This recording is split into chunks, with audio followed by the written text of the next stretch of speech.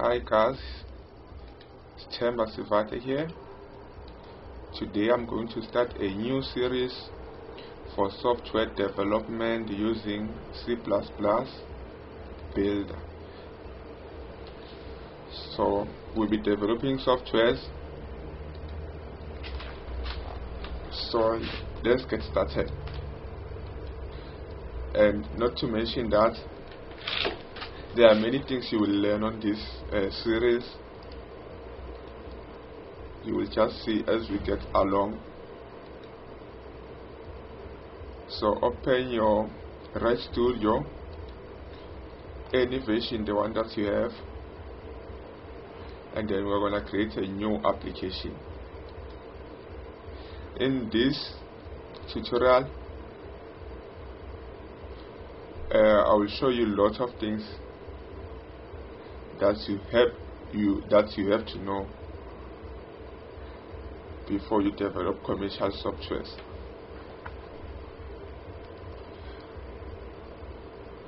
You'll forgive me, my computer is slowly.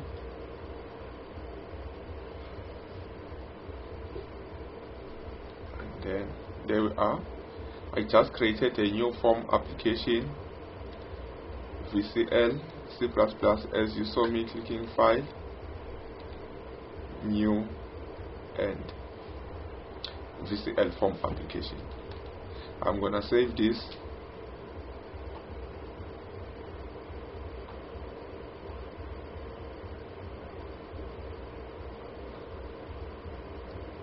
On the desktop,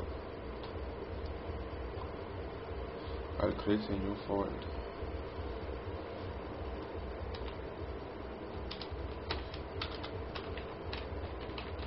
If I can type.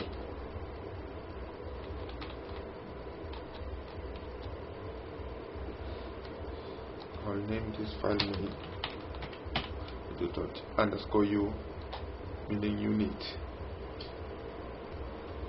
So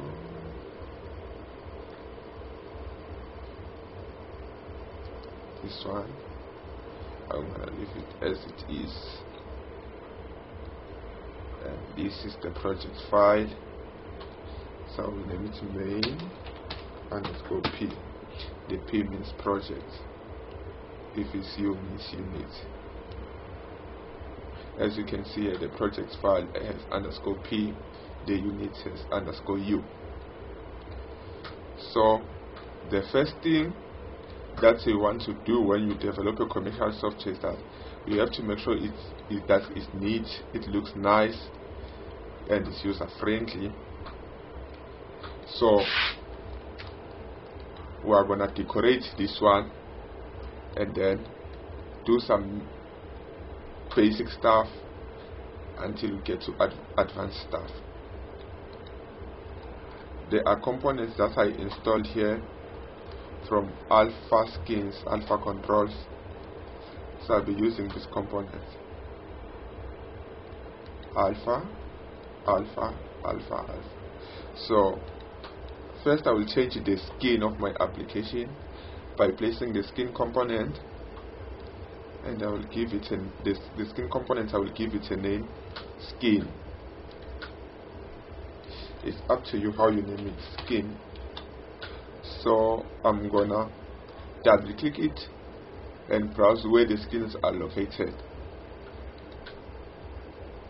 So I'm gonna come here, I see where I saved them, controls, and there should be skins somewhere here. So these are all the skins that are installed. So I'm gonna I didn't want to select this one. I'm gonna select Web 2. Yeah, this one. So I'm gonna select this one. I click close. After I closed, I come to skin name. There are two skins added there. I want to use the last one. You may want to use any. In this case, I will choose any also. And then save all and run the application.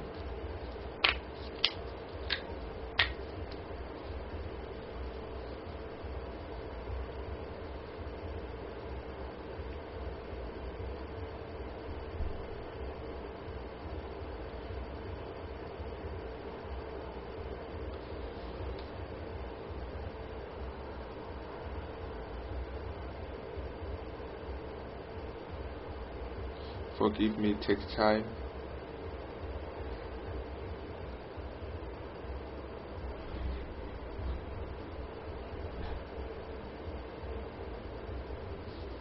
Is it still recording?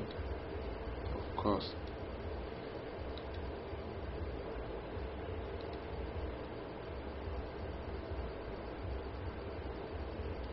There we are. This is the application. So this is the Windows form. As you can see here, form 1. This is the form. So the skin has changed from the default one to the one that we have selected, and then I can maximize it and do all those things that a normal application can do. But now, what if you do not want the user to maximize the application? It should not be resizable, I mean. So let's do that first before we get to some more complex stuff. So we're gonna select the form and go to border icons and uncheck maximize. So now the user won't be able to click the button to maximize. And also, if you want to avoid the user from resizing the form on runtime like this, you can also avoid that by selecting the form and go to border styles and go to singing, not resizable but singing. So this way, when the program is running, the user won't be able to resize the form. So we can save all and test the application.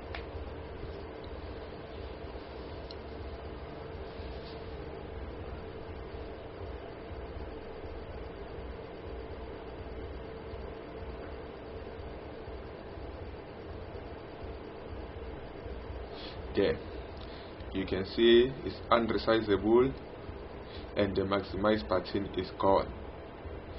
Okay, so I'm gonna change the caption of my form to let's see, I will call it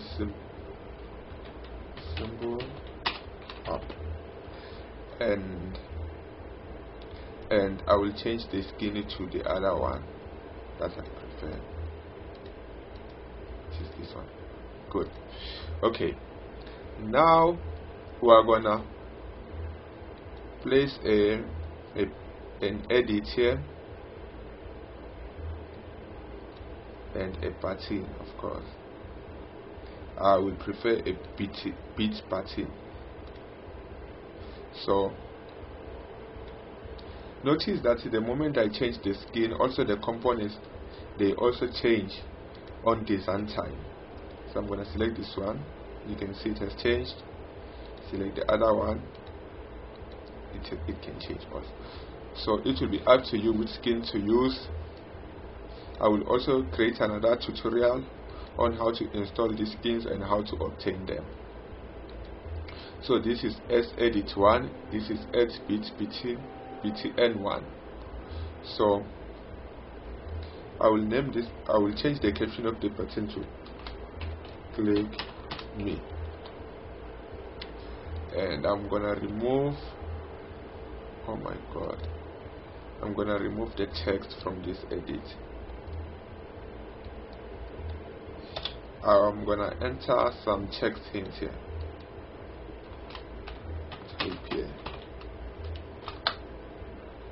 So you may or may not see the text hints on design time.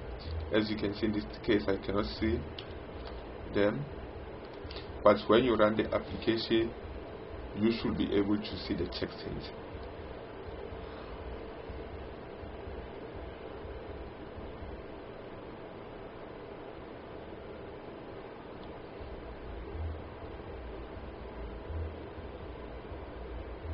Did I just click run or what? I never such a move.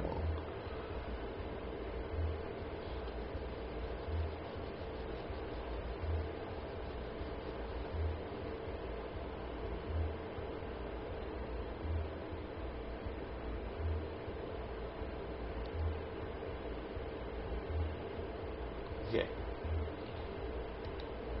You see, there are the text hints. Click here. So now that we know how to put the text hint on an edit, and we know how to change the caption of the button, let's get to some more interesting stuff.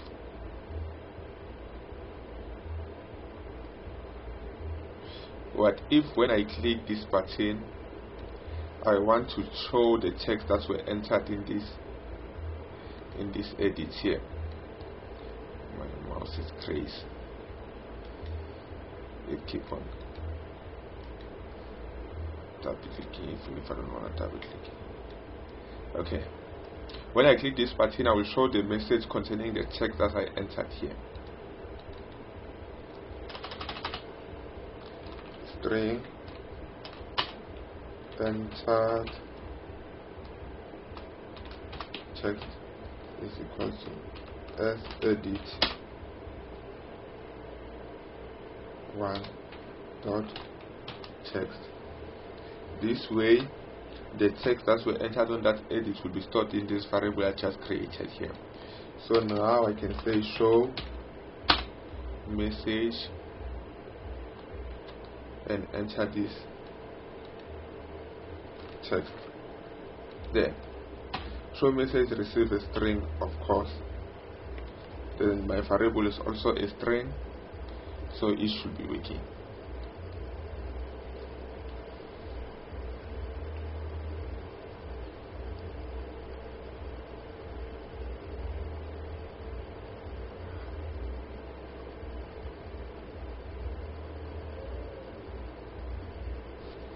So I enter Temba, that's my name. I click here, it show me Temba. That's my surname. Click here, it show me Temba and my surname. I'm not gonna pronounce it, but yeah, that's it. Okay, so what if now I want that when I click this button, on click of the button, it should change the text that is inside that edit box to hello world. So I'm gonna take this, put it here, and equal to hello world, if I can type, of course. And then I run the application.